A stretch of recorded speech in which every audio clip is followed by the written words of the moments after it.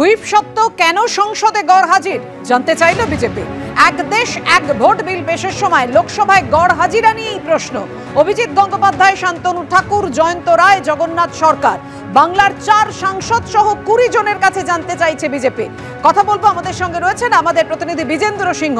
BJP তারা কিছু কারণ দর্শাতে পেরেছেন?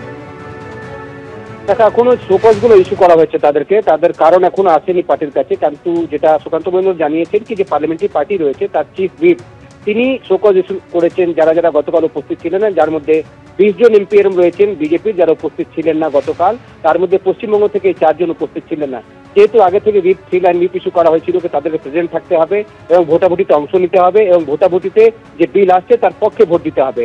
এই 4 জন সাংসদ যেহেতু উপস্থিত ছিলেন না এবং আগে থেকে দলকে তারা জানাননি কি তারা উপস্থিত থাকতে পারবেন না, তাই তাদেরকে শোকজ ইস্যু করা হয়েছে পাপিয়া। এখন দেখতে হবে তারা জবাবে পার্টির কাছে কি জানাচ্ছেন। ধন্যবাদ তোমায়। অনেকেরই ব্যক্তিগত সমস্যা থাকার জন্য এসে পৌঁছতে পারেননি, দুজন লেটে পৌঁছেছেন, তারা ধরতে পারেননি দরজা বন্ধ হয়ে যাওয়ার জন্য, এবং একজন বাংলা সাংসদ তিনি আসতে পারেননি ব্যক্তিগত কারণে। তো এটা যেহেতু পুরোটা হচ্ছে একটি আমাদের সংসদীয় দল, তার একটা পদ্ধতি আছে, আলাদা করে 3 জনের জন্য বাংলার জন্য আলাদা কোনো বিষয় হবে না। এই পুরো যে 20 জন অনুপস্থিত তার যে আমাদের সংসদীয় দলের যে নীতি নিয়ম আছে, যে 3 লাইন হুইপ যদি ঘোষণা করা হয়ে থাকে তাহলে অবশ্যই পার্টি সেক্ষেত্রে না থাকলে পরে অনুপস্থিত থাকলে শোকজ করা হবে, তার উত্তর দেবেন সাংসদ। জাল পাসপোর্ট মামলায় 5ম গ্রেফতার, আরো একজনকে গ্রেফতার করলো পুলিশ বেহালার পর্ণশ্রী থেকে। দীপঙ্কর দাস নামে এক ব্যক্তিকে, দীপঙ্করের বিরুদ্ধে জাল নথি তৈরির অভিযোগ। জাল পাসপোর্ট কাণ্ডে আপনারা জানেন এর আগে 4 জনকে গ্রেফতার করে পুলিশ। গ্রেফতার করা হয়েছে বসিরহাট পোস্ট অফিসের ডেটা এন্ট্রি অপারেটর তারকনাথ সেনকে। একের পর এক গ্রেফতার, এবার 5ম গ্রেফতার। তারকনাথ সেন, দীপক মণ্ডল, সমরেশ বিশ্বাস, রিপন বিশ্বাসের পর দীপঙ্কর দাস।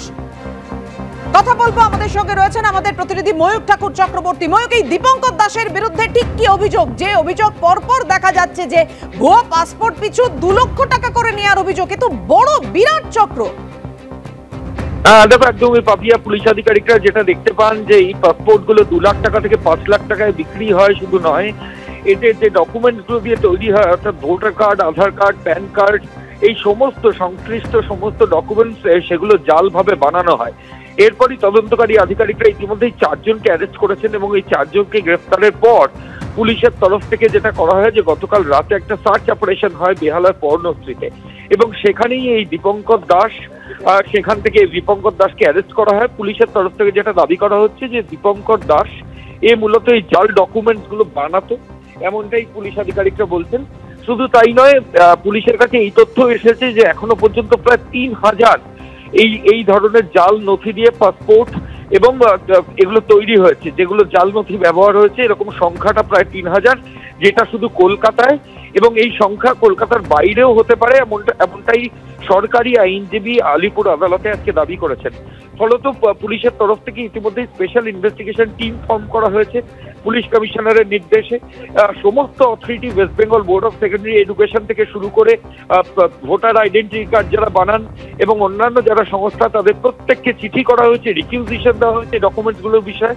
এবং তারপর এই দীপঙ্করকে অ্যারেস্টের পর যেটা দেখা গেল যে প্রায় 3000 ডকুমেন্টস ব্যবহার করা হয়েছে, জাল ডকুমেন্টস, যেগুলো দিয়ে পাসপোর্ট তৈরি করা হয়েছে।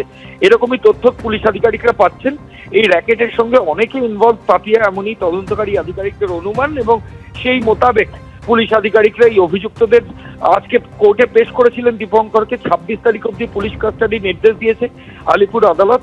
এই বাকি দিনগুলো যে কদিন পিসিতে আছে একে ইন্টারোগেট করে বাকি কোথায় কোথায় হাইড আউট আছে, কোথায় একদমই ময়ূক, এবং এখানেই তো প্রশ্ন উঠছে যে পাসপোর্ট তৈরি করতে গেলে তো নথি প্রয়োজন, সেই নথিগুলো খতিয়ে দেখার কাজ পুলিশের। এখানেই কি একটা বড় সড়ো ফাঁক থেকে গেল না? আর এই নিয়ে রাজ্য সরকারের ভূমিকা নিয়ে, প্রশাসনের ভূমিকা নিয়ে রাজনৈতিক চাপানোতর তুঙ্গে।